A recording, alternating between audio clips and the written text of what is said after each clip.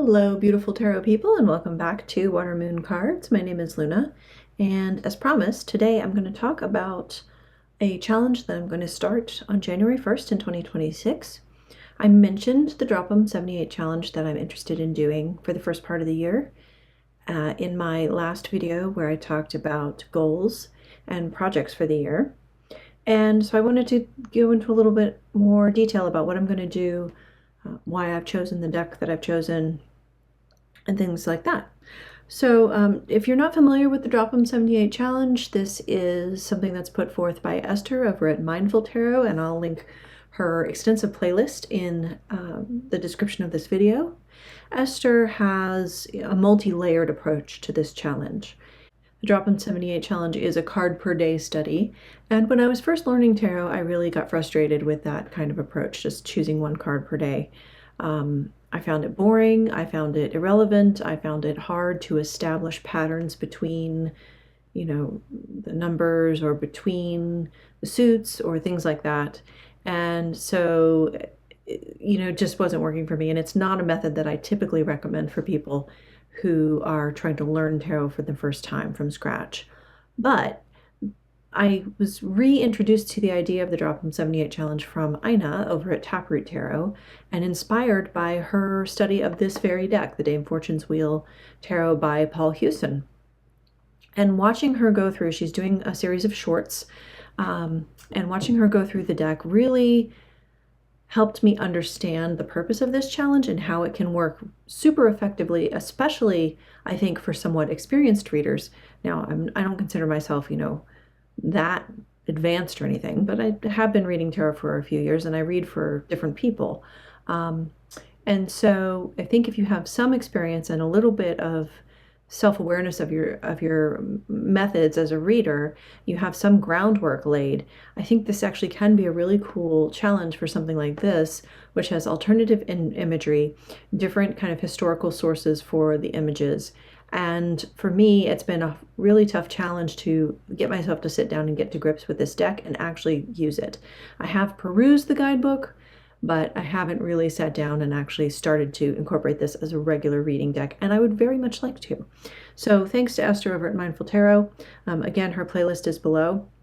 Now, there's one aspect of Esther's outline of this challenge. The reasons it's called DROPM is that each one of those letters correlates to sort of a Buddhist way of looking at the tarot and an order that the cards are studied in, and so forth. And Esther explains it much better than I ever could. Is that layer necessary for this challenge? I actually don't think so. To me, it's a fun add-on because I happen to also be a Buddhist and have that worldview. But you don't really have to do, I don't think you have to subscribe to Esther's point of view necessarily in order for the challenge to be effective. And it's really the prompts to me that are the most interesting and the most effective part of this challenge. Now, Esther usually runs this at the end of the year, so mid-October through December 31st is kind of a year closeout. And I think that can be a nice way to do it if you want that sense of accomplishment at the end of the year and to kind of end with a big hurrah. Unfortunately, that time of year will probably not work for me for this foreseeable future. There tends to be a lot of other events going on, not just the standard Western holidays, but my Sangha is very active. Our teacher comes to visit. There's just tons going on during that time of year. So it's really not a great time of year for me personally. My partner and I usually travel for our anniversary, etc., etc.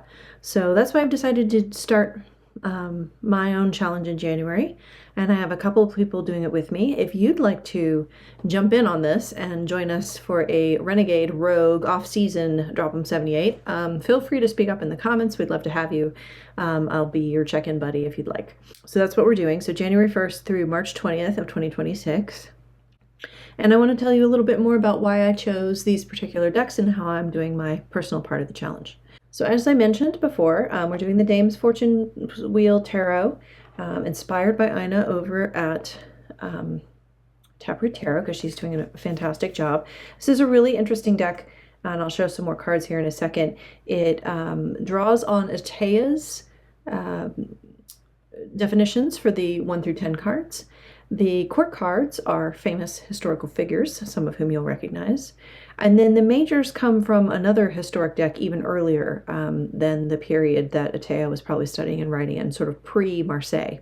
So it's a weird mashup deck, and the imagery is, in some cases similar to my quote-unquote reference deck or comparison deck over here, in some cases not. And so that's going to be an interesting comparison. Now, the deck I'm going to use is the RWS, the Rider-Waite-Smith deck. And that is not so much because I'm such a fan of this deck. I did use it to learn on, and I respect it, certainly.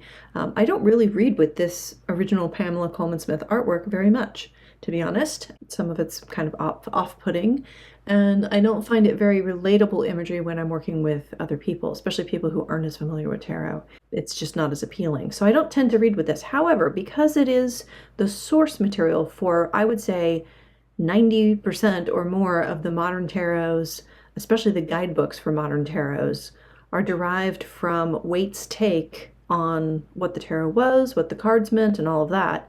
I think this could be a really interesting comparison, and I've always wanted to compare what Waite said about the tarot with what Atea said about the tarot, especially in the 1 through 10, because the Golden Dawn, where Edward Waite and Aleister Crowley also were sort of inspired to make their own tarot decks, they did not put a lot of weight into the minor cards. They really thought of them as superfluous. They also didn't really do tarot readings as we would do them now. They had specific methods, but that was secondary to their use of the tarot as really a personal development tool, a source of magic working, and that kind of thing. So to that end, I am also going to be reading, along with Paul Hewson's guide to his tarot, which is this book. I'm going to be reading Waite, and I'm going to be reading it cover to cover for the first time.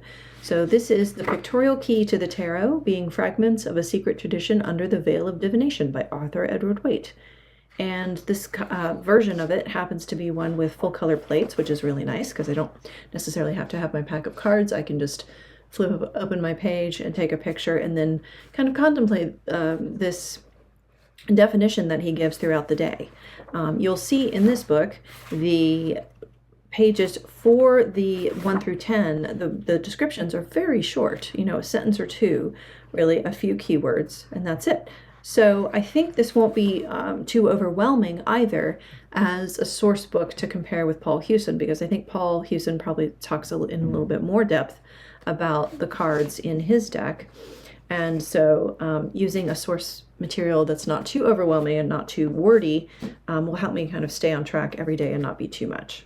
So yeah, if we can see, for example, well, actually, Paul Hewson doesn't give you a ton. He does give you more sort of keywords here, but he also gives you a fairly succinct description of the numbered cards. So that's good to know because, again, if you're having to do 2 readings and look at the imagery and respond to 3 prompts or 4 prompts every single day, it's a pretty good little exercise, probably take you half an hour.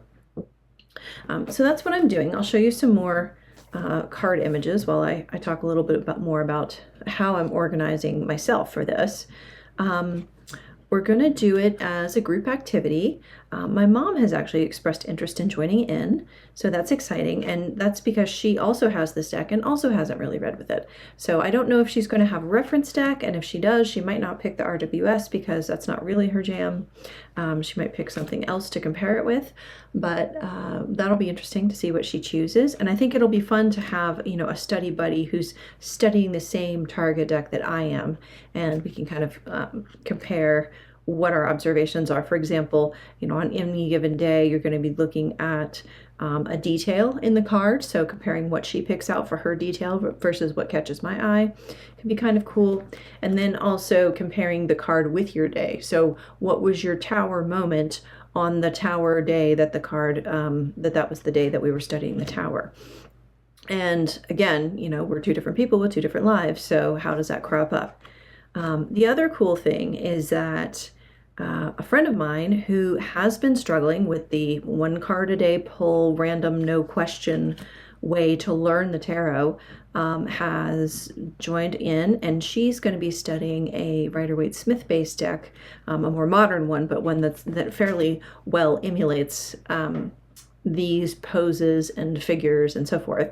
And so it'll be interesting to get her take, both as a beginner and also someone who's using, not such a weirdo mashup deck as this one, but something more traditional, and just kind of compare her observations and what she's learning. I find that, the whole thing about Zen mind, beginner's mind, being very open-minded can actually lead to some really powerful insights that those of us with more experience, or like we know the tarot or something like that, we might actually miss those things, miss those details, or, misunderstand what that image has to offer us.